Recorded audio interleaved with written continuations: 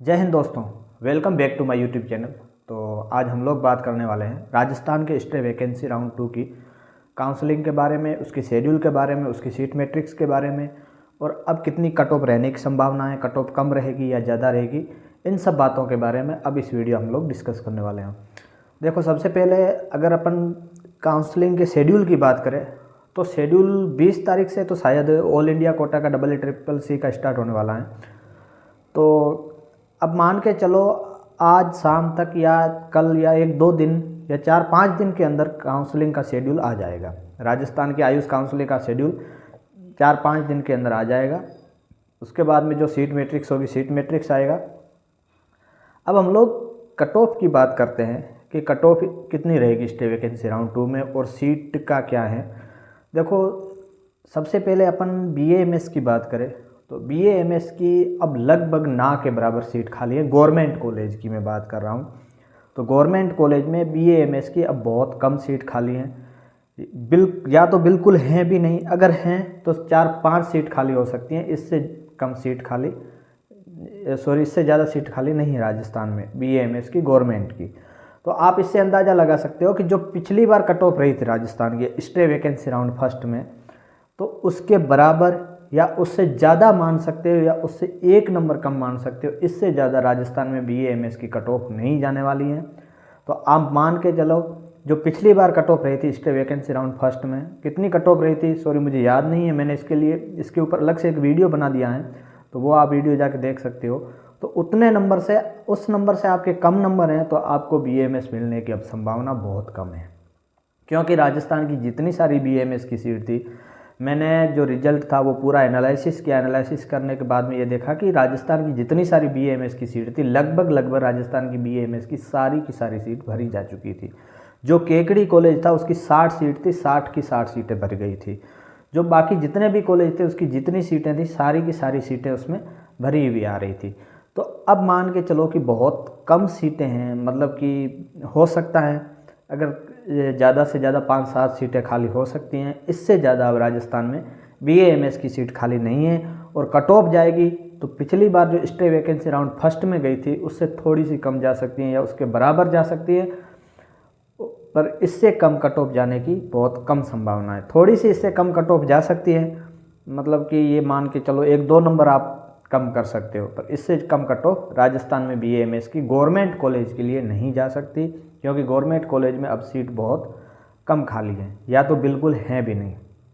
अब BHMS की बात करें तो BHMS में राजस्थान के 2 ही कॉलेज हैं गवर्नमेंट के, एक जोधपुर में है और एक केकड़ी अजमेर में है। केकड़ी वाले कॉलेज की बात करें तो इसमें 75 सीट है। 75 में से 72 सीट भरी जा चुकी है। कल हमको पता चला कि जो केकड़ी का कॉलेज है उसमें 72 सीटें भरी जा चुकी हैं। तो अब इसमें 3 सीट सिर्फ खाली है। अब OBC, general, EWS, SC ST कुल मिलाकर अब 3 सीटें इसमें खाली हैं। और जो जोधपुर वाला कॉलेज है उसमें भी जो अपग्रेड हुआ है वो बहुत कम हुआ है। मैंने रिजल्ट देखा था कि उसमें मतलब 4-5 लोगों ने अपग्रेड करवाया है। तो 4-5 वो सीटें मान सकते हो, 3 सीटें ये, तो उससे पहले हो सकता है उसमें 2-3 सीटें खाली हो। तो इस प्रकार से मिला के 10-11 सीटें हो सकता है खाली हो, लगभग शायद 10-11 सीटें हैं BHMS की खाली।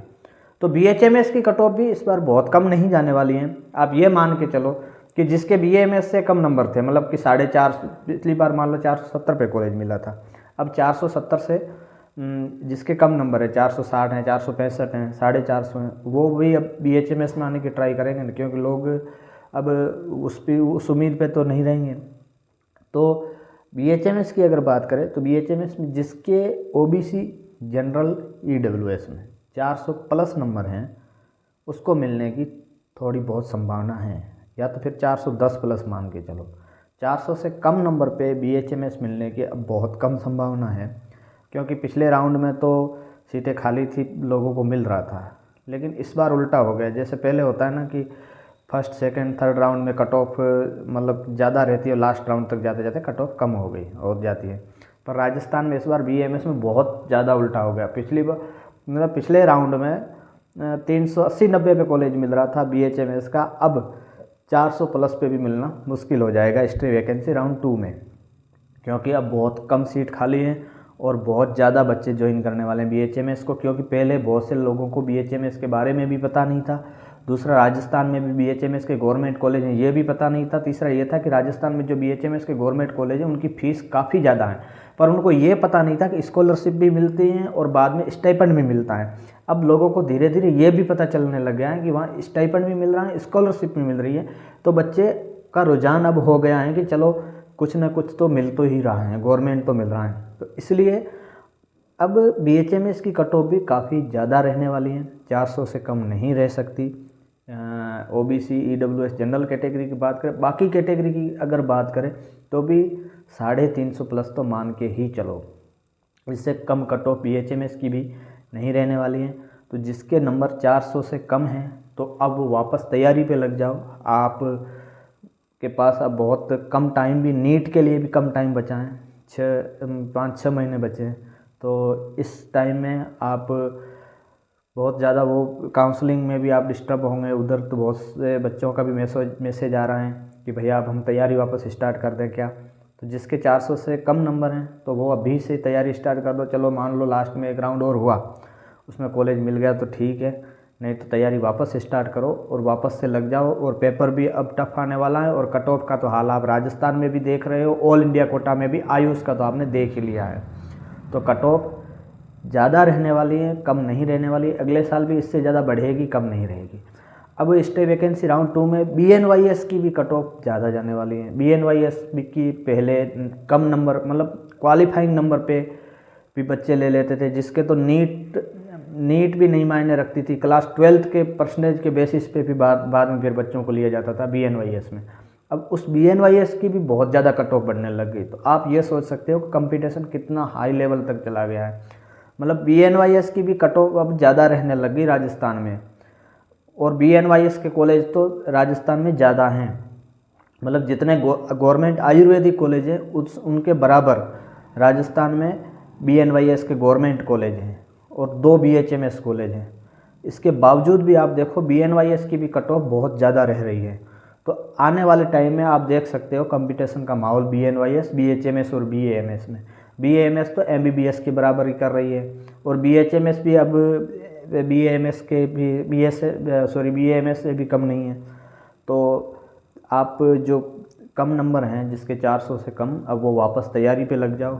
और BNYS भी 250-300 तो मान के ही चलो BNYS की कट ऑफ राजस्थान में।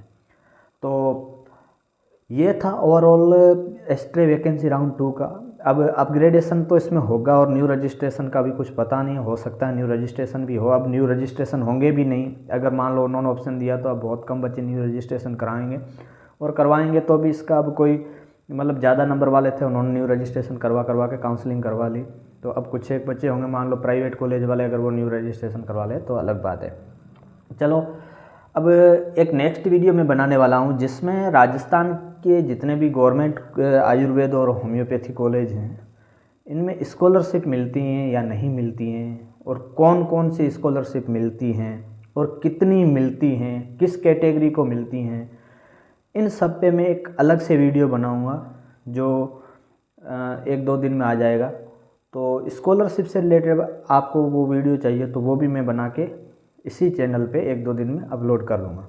और भी आपको किसी टॉपिक से रिलेटेड जानकारी चाहिए, राजस्थान के आयुष कॉलेज के बारे में या फिर उनकी और भी मतलब कि उनके बारे में कुछ जानकारी, उनकी फ़ीस, या अभी आपने अगर एडमिशन ले लिया है कॉलेज में तो वहाँ जाके आप क्या क्या प्रॉब्लम फेस कर रहे हो या उनसे रिलेटेड कुछ जानकारी चाहिए तो आप मुझे नीचे कमेंट करके बता देना, मैं उस टॉपिक पे वीडियो बना दूंगा। या फिर आपसे मतलब टेलीग्राम मैंने चैनल का लिंक दे रखा है तो वहाँ से आप मेरे से कांटेक्ट कर सकते हो। मैं आपकी जो भी मेरे से होगी वो मैं आपकी हेल्प करने के लिए तैयार हूँ। अगर आप कॉलेज में भी आ गए हो, देखो मुझे भी 1 साल का एक्सपीरियंस हो गया आप कॉलेज में रहते हुए कि मैंने भी जो प्रॉब्लम का फेस किया था यहाँ आते ही, तो वो मतलब कुछ बच्चों ने मेरे से कांटेक्ट किया, उनसे मैंने बात भी की, कुछ बच्चों को कॉलेज मिला, जहाँ कॉलेज मिला उनसे भी मैंने बात की।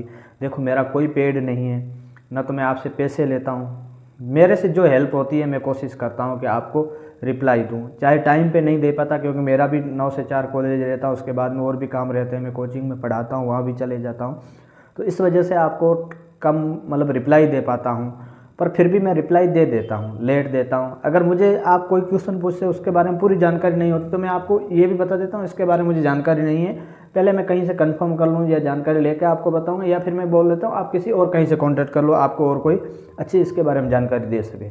तो मैं ऐसे फालतू में कुछ भी आपको नहीं मतलब कि आपके बोलने वाला हूँ जिससे कि आपको बाद में परेशानी हो। तो आपको, और दूसरी बात, जिनको होम्योपैथी कॉलेज केकड़ी और जोधपुर मिल चुका है वो भी मेरे से कांटेक्ट करें, और जिनको आयुर्वेद कॉलेज केकड़ी भी मिल चुका है वो भी कांटेक्ट करें। अगर किसको कुछ परेशानी हो रही है यहाँ तक आने जाने में, मतलब कि या फिर रूम ढूंढने में कोई दिक्कत है, तो आप मेरा जो ये टेलीग्राम का चैनल का लिंक दिया हुआ है वहाँ से आप मेरे से कांटेक्ट करो। मैं आपको व्हाट्सअप नंबर भी दे दूँगा, या फिर टेलीग्राम से मैं आपसे बात करके आपकी जो भी प्रॉब्लम होगी मैं सॉल्व करने की कोशिश करूँगा।